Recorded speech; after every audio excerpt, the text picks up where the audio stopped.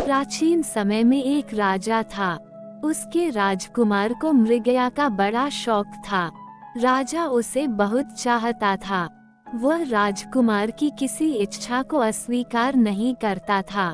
एक दिन राजकुमार ने शिकार पर जाना चाहा। राजा ने अपने एक अमात्य को बुलाकर कहा कि राजकुमार के साथ चले जाओ, तुम्हें सब रास्ते मालूम हैं, राजकुमार को नहीं मालूम। इसलिए एक क्षण के लिए भी राजकुमार का साथ न छोड़ना। राजकुमार अमात्य और कई अन्य लोगों को लेकर आखेट के लिए वन में गया। कुछ देर में एक बारहसिंघा सामने से निकला। राजकुमार ने घोड़ा उसके पीछे डाल दिया।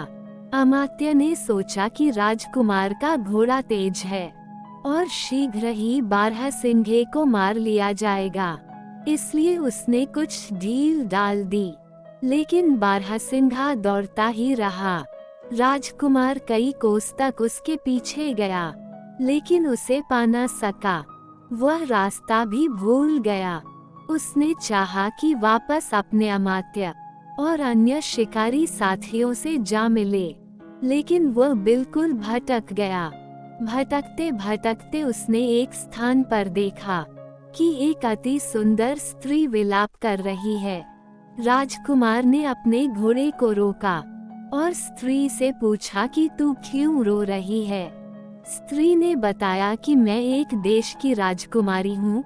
मैं विशेष परिस्थितिवश अकेली अपने घोड़े पर सवार होकर इधर से जा रही थी कि मुझे नींद आ गई और मैं घोड़े से गिर पड़ी और मेरा घोड़ा भी जंगल में भाग गया। मुझे ये भी नहीं मालूम वह किधर को गया है। राजकुमार को उस पर दया आई। उसने अपने आगे अपने घोड़े पर बिठा लिया और जिस ओर स्त्री ने अपनी राजधानी बताई थी उधर चल दिया। कुछ समय पश्चात स्त्री ने कहा, मैं घोड़े पर थक गई हूँ, पैदल चलना चाहती हूँ। राजकुमार ने उसे उतार दिया और उसके साथ पैदल चलने लगा। लेकिन उसे ये देखकर बड़ा आश्चर्य हुआ कि एक परकोटे के पास पहुंचकर उसने पुकार कर कहा, बच्चों प्रसन्न हो जाओ, मैं तुम्हारे लिए बड़ा मोटा ताज़ा आदमी शिकार के लिए लाई हूँ।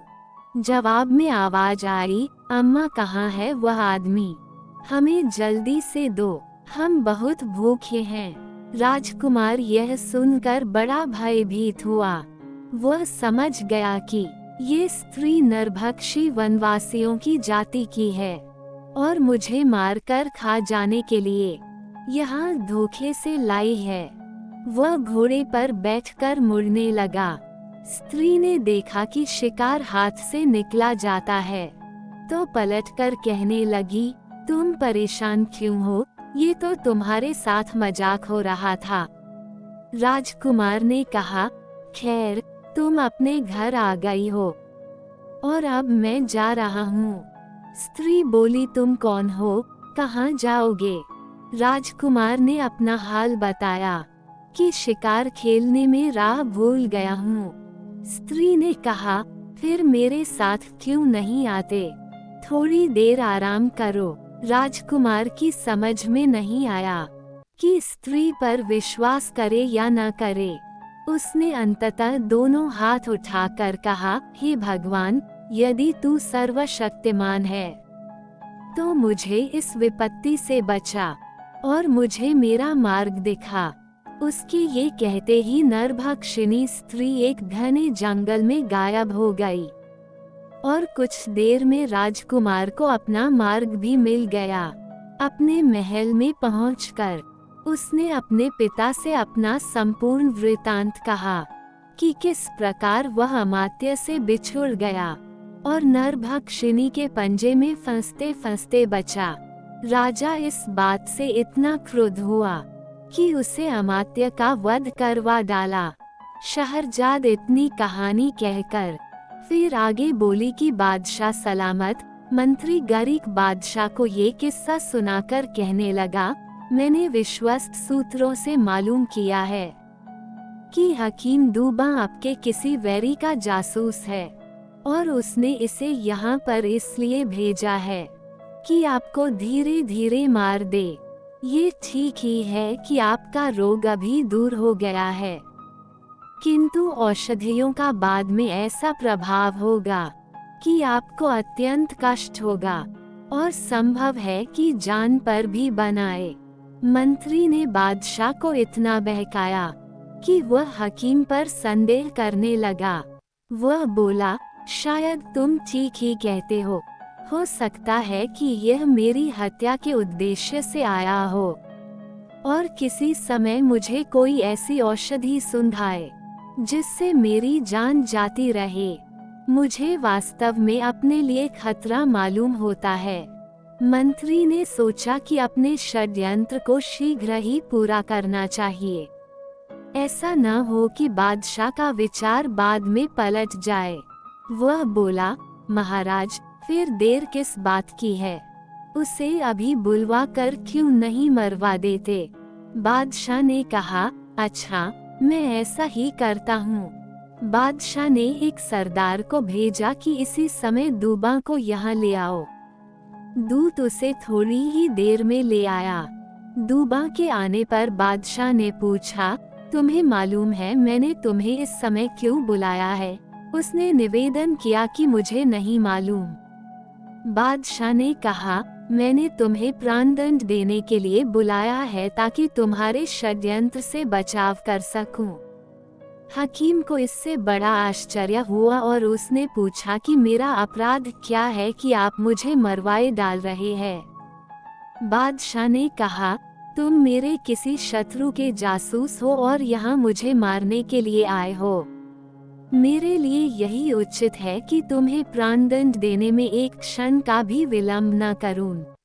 ये कहकर बादशाह ने उसी सरदार से कहा कि हकीम का वध कर दे। हकीम समझ गया कि मेरे शत्रुओं ने ईर्ष्या के कारण बादशाह का मन मुझसे फेर दिया है। वह इस बात पर पछताने लगा कि मैंने क्यों यहाँ आकर बादशाह को रोग मुक्त किया और अपनी जान जाने का सामान किया। वह बहुत देर तक बादशाह के सामने निर्दोषिता सिद्ध करता रहा, लेकिन बादशाह ने उसे मारने की जिद पकड़ ली। उसने दूसरी बार सरदार को आज्ञा दी कि हकीम को मार दो। हकीम कहने लगा, आप मुझे निरपराध ही मरवाए डाल रहे हैं। भगवान मेरी हत्या का बदला आपसे जरूर लेगा। जब जल्लाद दूबा को मारने के लिए उसकी आंखों की पट्टी बांधने लगा, तो बादशाह के दरबारियों ने हकीम को निरपराध समझकर एक बार फिर बादशाह से उसकी जान न लेने की प्रार्थना की। किंतु बादशाह ने उन सब को ऐसी डांट लगाई कि उन्हें कुछ कहने की हिम्मत न रही। हकीम को निश्चय हो गया कि किसी तरह मेरी जान नहीं बच सकती। उसने बादशाह से कहा, स्वामी, मुझे इतनी मोहलत तो दें कि मैं घर जाकर वसीयत लिखाऊं। मैं अपनी पुस्तकें किसी सुपात्र को देना चाहता हूँ, लेकिन उनमें से एक पुस्तक आपके अपने पुस्तकालय में रखने योग्य है। बादशाह ने कहा, ऐसी कौन सी पुस्तक तेरे पास है जो मेरे लायक हो? क्या है उस पुस्तक में? दूबा ने कहा, उसमें बड़ी अद्भुत और काम की बातें हैं। उनमें से एक बात यह है कि मेरे सिर के काटे जाने के बाद आप पुस्तक के छठे पन्ने के बाएं पृष्ठ की तीसरी पंक्ति को पढ़कर आप जो भी प्रश्न करेंगे उसका उत्तर मेरा कटा हुआ सिर देगा। बादशाह को ये सुनकर बड़ा आश्चर्य हुआ। उसने सोच विचार कर आज्ञा दी कि हकीम को पहरे में उसके घर ले जाओ। बादशाह की आज्ञा के अनुसार सिपाही हकीम को उसके घर ले गए। हकीम ने एक दिन में अपना काम काज समेट लिया। दूसरे दिन जब उसे बादशाह के सामने ले जाया गया तो उसके हाथों में एक मोटी सी पुस्तक थी जो एक कपड़े में लिपटी थी। हकीम ने बादशाह से कहा, मेरे कटे हुए सर को एक सोने के थाल में उस पुस्तक में ऊपर लिपटे कपड़े पर रखना, तो खून बहना बंद हो जाएगा। इसके बाद मेरी बताई हुई पंक्ति पढ़कर जो भी आप पूछेंगे वह मेरा कटा हुआ सिर बता देगा। लेकिन मैं फिर आपसे निवेदन करता हूँ कि मैं निरपराध हूँ, आप मुझ पर दया करें और मेरे वध का आदेश वापस ले लें। बादशाह ने कहा, नहीं, अब मैं जो कुछ सुनूंगा तेरे कटे हुए सिर से ही सुनूंगा। तेरे रोने पीटने का कोई लाभ नहीं है। ये कहकर बादशाह ने पुस्तक अपने हाथ में ले ली और जल्लाद को हकीम के मारने की आज्ञा दी। फिर उसने सोने के थाल पर पुस्तक का आवरण वस्त्र रखवाया और जब सिर से खून बहना बंद हो गया तो उसे और दरबारियों को बड़ा आश्चर्य हुआ। अब उस कटे सिर ने आंखें खोलकर बादशाह से कहा, पुस्तक का 6ठा पन्ना खोल। बादशाह ने ऐसा करना चाहा, लेकिन पुस्तक के पृष्ठ एक दूसरे से चिपके हुए थे, इसलिए उसने उंगली में थूक लगाकर पन्नों को अलग करना शुरू किया। जब 6ठा पन्ना खुला तो बादशाह ने बाएं पृष्ठ की तीसरी पंक्ति पढ़नी चाहिए, किंतु उसने देखा कि उस पृष्ठ पर कुछ नहीं लिखा है। उसने यह बात बताई तो एस कटे सिर ने कहा, आगे के पृष्ठ देख, शायद उनमें लिखा हो। बादशाह उंगली में थूक लगाकर पृष्ठों को अलग करने लगा। वास्तव में हकीम ने पुस्तक के प्रत्येक पृष्ठ पर विष लगा रखा था। थूक लगी उंगली के बार बार पृष्ठों पर रगड़े जाने और फिर मुंह में जाने पर उन पृष्ठों में लगा विष बादशाह के शरीर में प्रवेश कर गया। बादशाह की हालत खराब होने लगी, किंतु उसने कटे सिर से प्रश्नों के उत्तर पाने के शौक में इस पर कुछ ध्यान न दिया। अंततः उसकी दृष्टि भी मंद पड़ गई और वह राज सिंहासन से नीचे गिर गया। हकीम के सिर ने जब देखा कि विष पूरी तरह चढ़ गया और बादशाह क्षण दो क्षण का मेहमान है, तो हंसकर बोला, हे क्रूर अन्यायी, तूने देखा कि निर्दोष की हत्या का क्या परिणाम होता है। ये सुनते ही बादशाह के प्राण निकल गए। इस प्रकार उसे अपने किए का फल मिल गया।